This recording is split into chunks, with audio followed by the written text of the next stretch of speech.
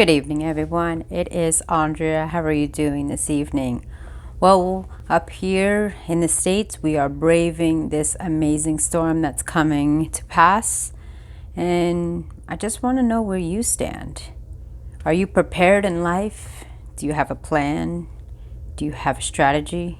Do you have a backup plan? Or do you just ride the wave as it comes through? What do you do when you have that complete dynamic in opposition in certain relationships, friendships, business relationships, familial relationships, and should be told about yourself? This is what's really a new obstacle that I'm dealing with. See, when I started out, I still had the trials and tribulations of independence, insecurity, idiosyncrasies that were false beliefs that were subconsciously instilled in my subconscious mind of what to expect, what to be grateful for, and what to be fearful of. And throughout my life, it was really difficult because I dealt with a lot of self-doubt. I dealt with a lot of individuals who didn't trust me, didn't believe me. Let me rephrase that. It's not that they didn't trust me, but more often than none, I've literally had people say that they were intimidated. And I didn't understand why. Because anyone who knows me, the real me, knows that I'm a woman of integrity and passion. I would do anything for someone, no matter who they are, even the complete strangers. And that is what has led me getting into this field, as well as my history in the industries that I was in before, that of social work and psychology. Now, some of you may have heard my experience and reasoning for getting into those fields. If you haven't, I'll give you the short version. See, when I was growing up, I experienced a lot of isolation and not fitting in.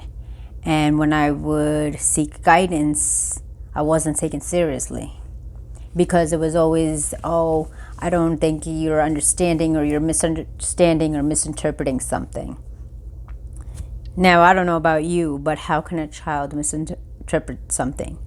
For those parents, those coaches, those mentors, those teachers out there, childhood is of the innocent. They haven't been developed, programmed, if you will, on how to react. If you look at a childhood's behavior, until they're told not to do something, they're doing what they feel, whether it is through observation, what is right, what is wrong. But for the most part, they just do what they feel from their heart. And that's what I've always done. And so when people would say that they were intimidated as I evolved in my maturity, because I would always ask questions, because I wouldn't take no for an answer, because I wanted to get to the root cause, that once people start to learn about me, they would feel, how do I say, vulnerable. I could see right through them. I caught them on their bluff before they even thought I knew or I didn't know.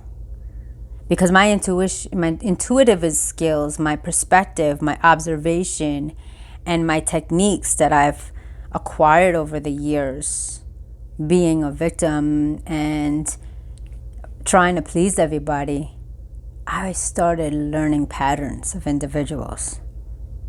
When they lied, when they felt they were pulling one over on me, when their actions didn't reflect their verbiage. So you can call it an intimidation, but really I call it the truth. Because I'm able to see through the different layers of individuals, even in the first 30 seconds that I meet them. And that's okay. You can be that's fine. If at first it's a little alarming or uneasy, that's fine. But my intention, my mission, and my message is to help everyone. That's all I want to do, is help people. And sometimes it is frustrating being an empath and seeing your potential and your light shining so bright, and you're just kind of stuck with this veil. You're just kind of stagnant. And your mindset and your perspectives have come to a halt for false beliefs. Too old. It's too late. That's not good enough. I don't believe in excuses, because I used to follow them and I used to create them all the time. And someone once said to me, excuses sound best to those who create them.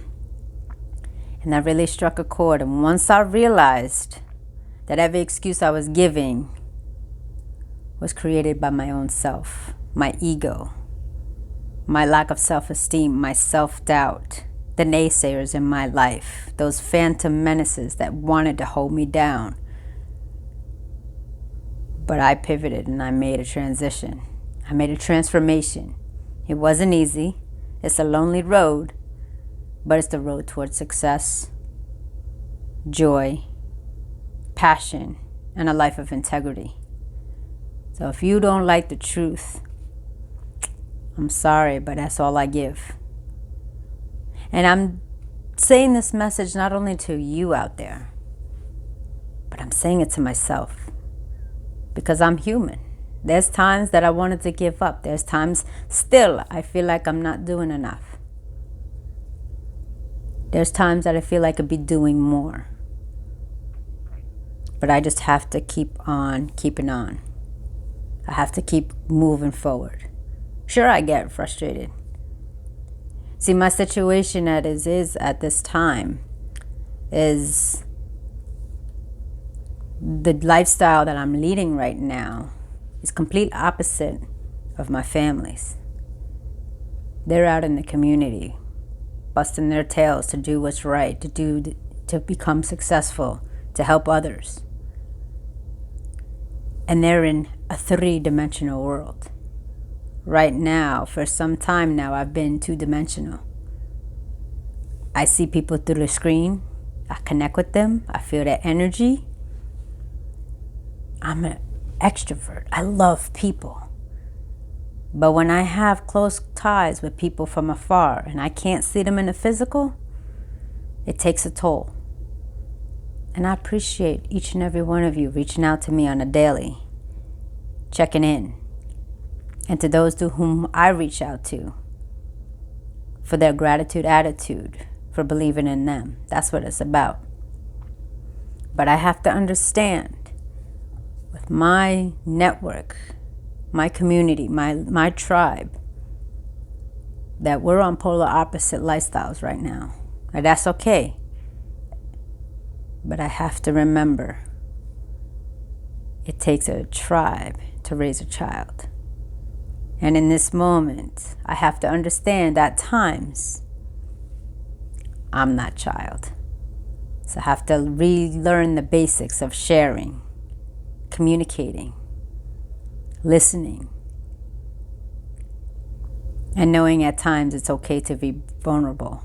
As my mentor, Mr. Les Brown, says, vulnerability is not a sign of weakness. It's a sign of strength. And for someone like me, it's hard. Because when I was vulnerable, that's when I got abused. That's when I got neglected. That's when I got isolated. But vulnerability, I have to understand, is the process through progression towards success and integrity. So I thank you for listening. I thank you for watching, for being here with me today as I share a sign of myself, that of my personal and professional, spiritual, mental, physical, and emotional development. That is okay. Everything's going to be all right. And on that note, coming to you live, bringing you daily content every single day. My name is Andrea Mason, Global Voice, motivational speaker and coach under the mentorship of the Mr. Les Brown, and yours truly, your personal accountability coach, allowing and guiding you, helping you achieve personal freedom through the healing power of forgiveness, and getting to you from where you've been, to realize where you are, and to get you where you're going. Like, share, subscribe, hit that notification bell, and I'll see you in the next one.